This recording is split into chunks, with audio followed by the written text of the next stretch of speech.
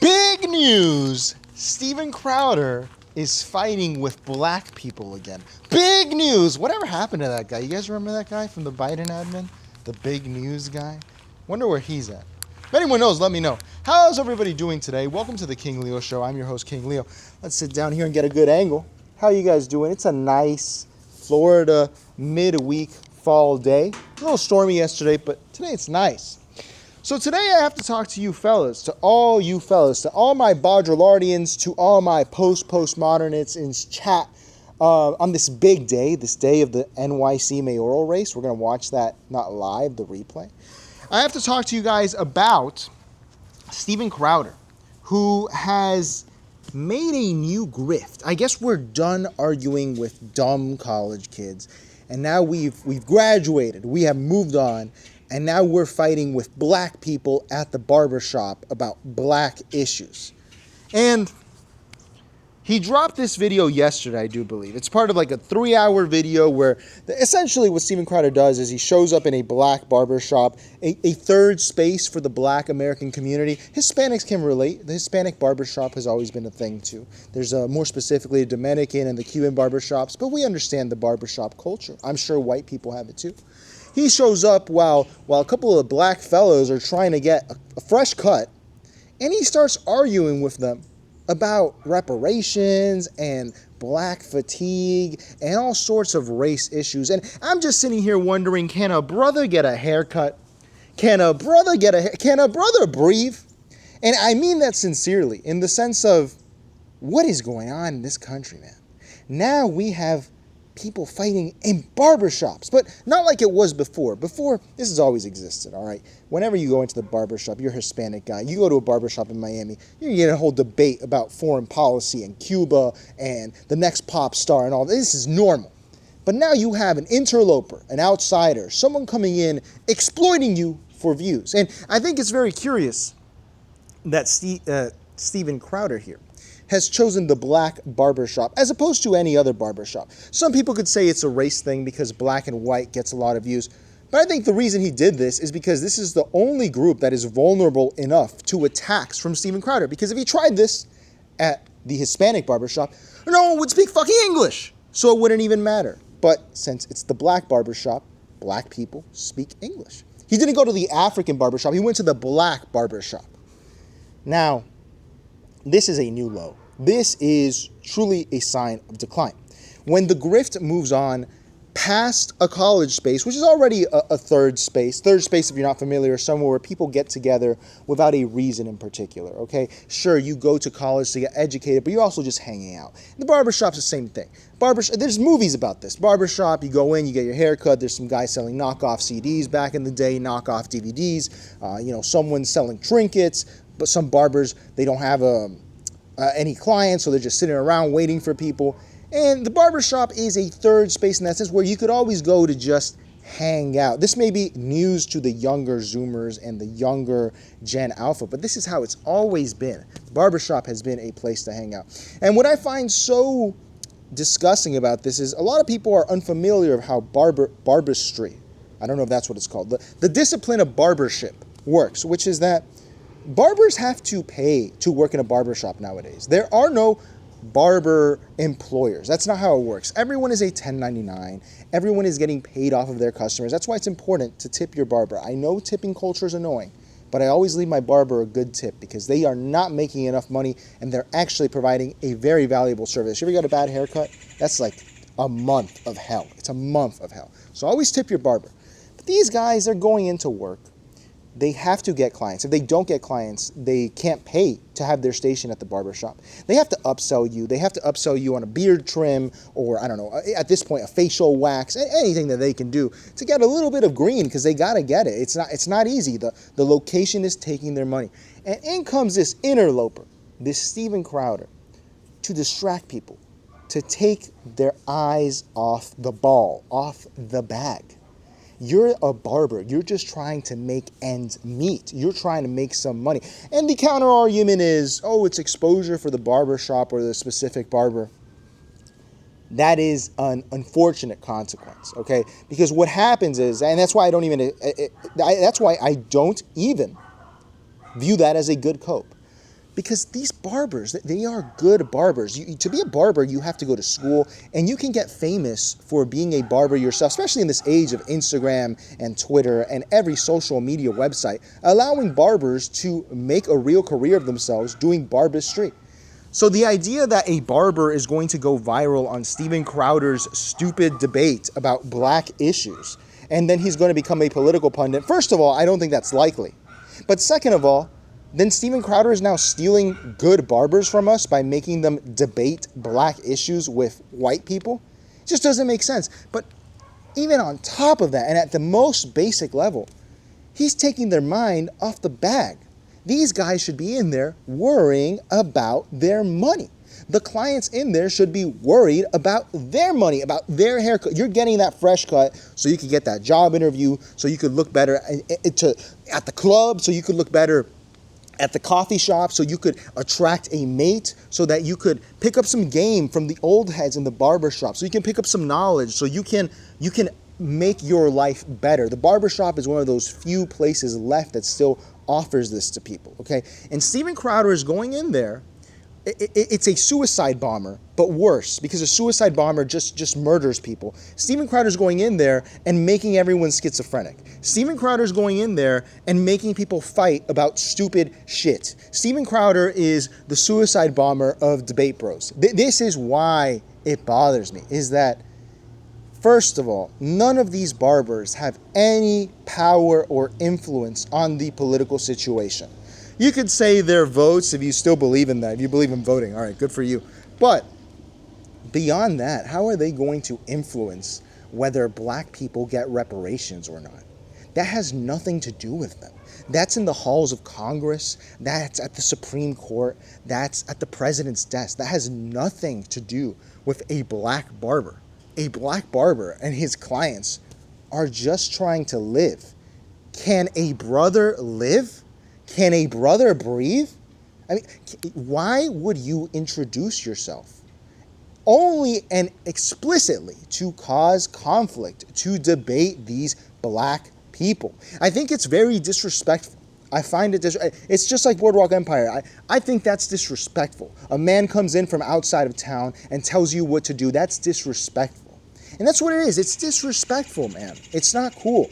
It's not cool. You know, you might say, oh, Donald Trump went to talk to barbers in the last election in New York. And that's excusable. He's trying to vote farm. He's trying to get votes. That's cool. He's actually broadcasting it to the nation to make his policies clear. Steven Crowder is not a politician. He's a media talking head. What is Steven Crowder going to get out of this that he can then influence someone to do legislation that he likes? This is a completely fruitless endeavor. You may think you watch the video, like we have some Steven Crowder fans that are followers of the channel. That's fine. That, oh, you know, it's a beautiful conversation. This is not conversation. This is debate. And debate is not beautiful. Debate is inherently ugly. It is low. It is crass. And in the past, what did they tell you when you were a kid? We don't talk about politics or religion. If I went into the barbershop, think of it this way, remove from politics, because politics is the new religion of most people. If I went into a black barbershop as a Hispanic guy, and I was like, you guys all have to become Hindus, you would think this is weird. You would be like, this doesn't make sense. This seems oddly disrespectful. I get you have your faith, but this isn't the time or place. People are just trying to get a haircut, just trying to live. And you're going in there and making their life hell. Why would you do this? But because it's politics, Steven Crowder gets a pass. Because black barbers are going to enlighten Steven Crowder as to why race relations are so bad. You know, there are people you can talk to about this, right? There are anthropologists, there are sociologists, and they're not all left-wing lunatics, as Steven Crowder would say. There are people who actually study these issues, okay? If you really want to understand something, you could go interview, I don't know, Robert Putnam. You could read Humboldt. There's a lot of people you could consult that have not only the expertise, and I'm not a fan of expertise, but just the time. Their craft is debate. It is anthropology. And this is all part of Charlie Kirk's legacy, by the way, where now constantly, dude, these people are going to go home and they are going to fight about this. You will go back to your community and you will be, hey, you were the guy on Crowder, right? I didn't agree with what you said here. I agreed with what you said here. That's hell. We already live in hell. You live in hell. Why are you turning up the temperature for these people? It's exploitative. It's exploitative. I don't see what the excuse is that makes this, what makes this good. You can argue that it's good for views, that maybe it's good for Steven Crowder's brand. How is this good for people? You could interview Cornel West. I don't even like Cornel West. Interview him. Maybe he would give you more enlightenment. And when he gets pestered about what he said, he signed up for that. That's his job. These barbers, they signed up to cut heads, to cut hair. I mean, to intrude in such a third space is truly something. It's truly something. I won't even get into this guy. I didn't like this argument when it was being made, but especially in ethnic communities where the haircut means a lot, where you really have to focus on cutting black hair because it's different. It's harder to craft, than straight hair. You are distracting people from their craft. And if they can do it despite that, good for them, brother. But I don't see how distracting people from their money, from their family, from their craft, from their ability to make a living is beneficial. It doesn't seem beneficial. And he brought up black fatigue. At one point, Crowder even was about to cry because his child interpreted some black kid pushing him or something as him being in a desperate situation. What are we doing? We're crying in the barbershop? What's going on here? There's no crying in baseball. This is crazy. Steven Crowder is getting emotionally affected by stories he's telling the black barbershop. This is crazy. This is not good.